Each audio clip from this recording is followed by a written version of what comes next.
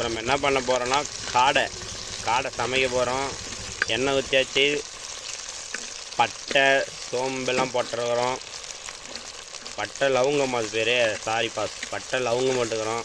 அப்புறம் சின்ன வெங்காயம் நல்லா அழகாக சின்ன சின்ன குட்டி குட்டியாக பண்ணி போட்டுருக்குறோம். கருவேப்பிலை போட்டாச்சு. இப்போ கொஞ்சம் கருவேப்பிலை போட்டிருக்கோம், லாஸ்ட்டாகவும் நம்ம போடலாம், அப்போ தான் இன்னும் மணமாக இருக்கும். தக்காளி,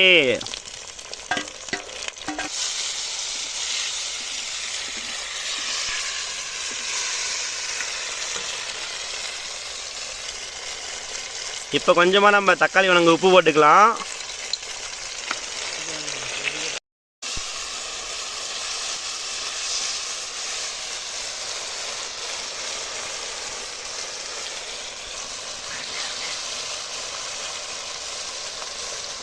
அது இப்போ பார்த்திங்கன்னா இஞ்சி பூண்டு பேஸ்ட்டு, தக்காளி, இது 3-4 சேர்த்து பார்த்திங்கன்னா நம்ம மிக்சியில் நல்லா போட்டு அடித்து வச்சுருக்குறோம். ஏன்னா வெறும் இஞ்சி பூண்டு பேஸ்ட் மட்டும் அரைக்கிறதோட ஒரு தக்காளி மட்டும் அரைச்சா கிரேவி நல்லா சேர்ந்து வருமே அப்படிங்கிறதுனால.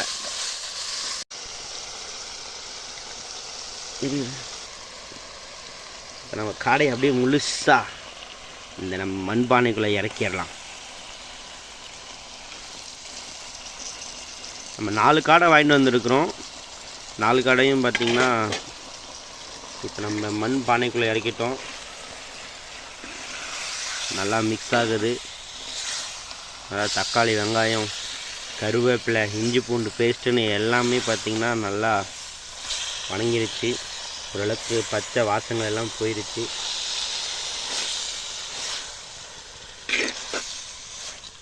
காடை போட்டோடனே வாசனை அடிக்குதே.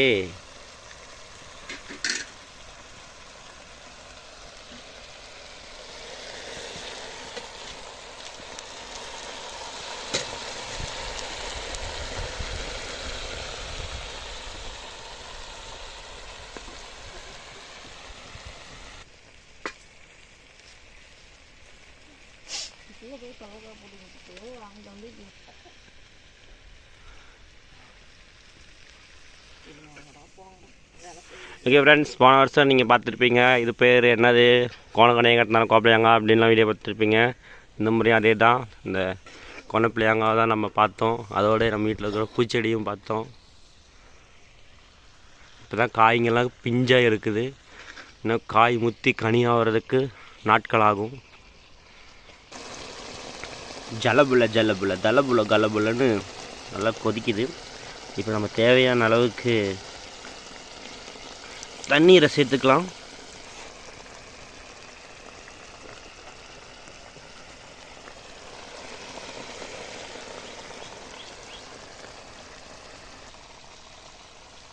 இதெல்லாம் எங்கள் அம்மா சின்ன வயசில் எனக்கு விளையாடுறதுக்காக வாங்கி கொடுத்த குட்டி குட்டி பாத்திரங்கள்.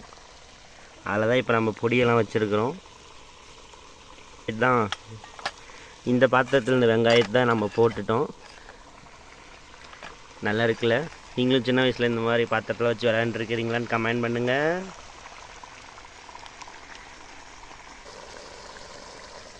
மஞ்சத்தூள், மிளகாய்த்தூள், சிக்கன் ரத்தம் சிக்கன் சரி கிண்டு டக்குன்னு தண்ணியில் சுண்டி போயிருது.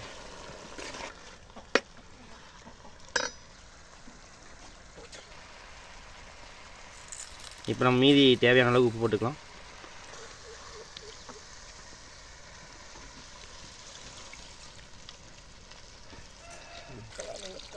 இப்போ தேவையான அளவுக்கு நம்ம தண்ணீரை இப்போ ஆட் பண்ணிக்கலாம்.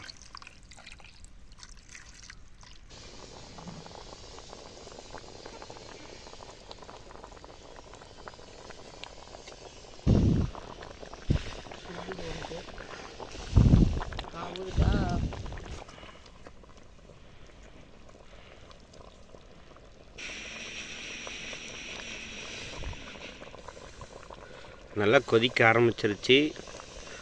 நல்லா தலன்னு கொதிக்குது.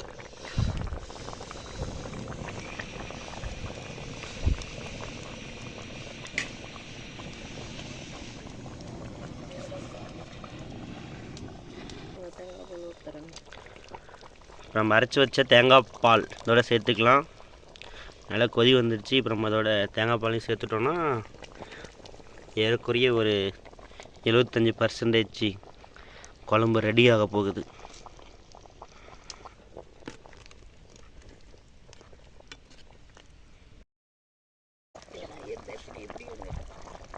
நல்லா ஓரளவுக்கு குழம்பு ஒரு 95% குழம்பு நல்லா ரெடி ஆயிடுச்சு.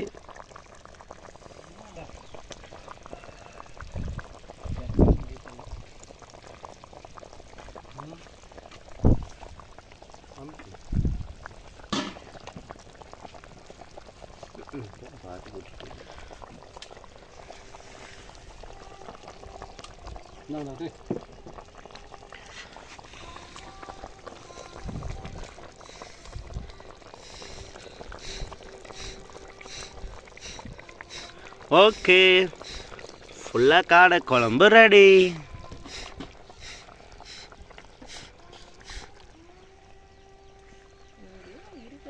நம்ம மரத்தில் இருக்கிற கொழிஞ்ச பழம் இது பார்த்திங்கன்னா நம்ம வீட்டு காட்டில் விளைஞ்ச ஒரே ஒரு சக்கரவள்ளி கிழங்கு. ஓகே, எல்லாம் ரெடி ஆகிடுச்சு. நம்ம இப்போ எடுத்து இப்போ சாப்பிட்றது தான் வேலை. பாருங்க எப்படி இருக்குன்னு.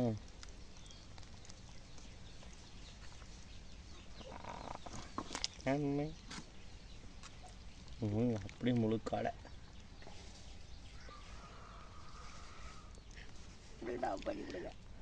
நம்ம குழம்புக்கு வந்து இந்த குண்டா யூஸ் பண்ணிக்கலாம்.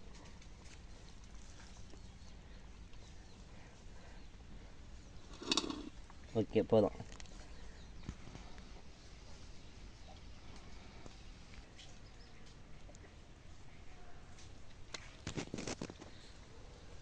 இங்கே பார்த்தீங்களா காடை, முழு காடை நம்ம இனி தான் சாப்பிட போகிறோம். சூடாக இருக்குதே, கடிக்க முடியலையா?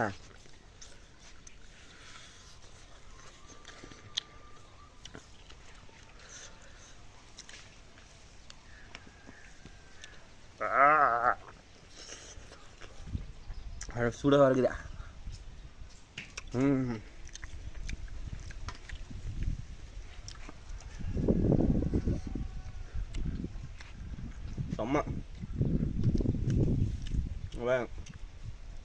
செம்மையாக வந்து போச்சு பாருங்க.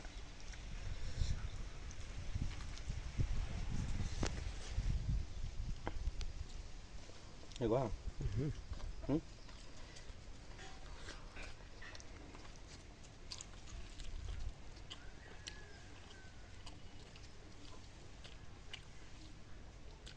லெக் பீஸு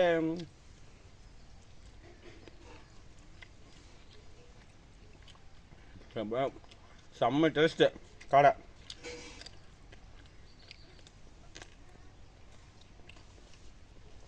இன்னும் சாப்பிட்டு பாருங்க. இவ்வளோ ருசியாக எதிர்பார்க்கவே இல்லை.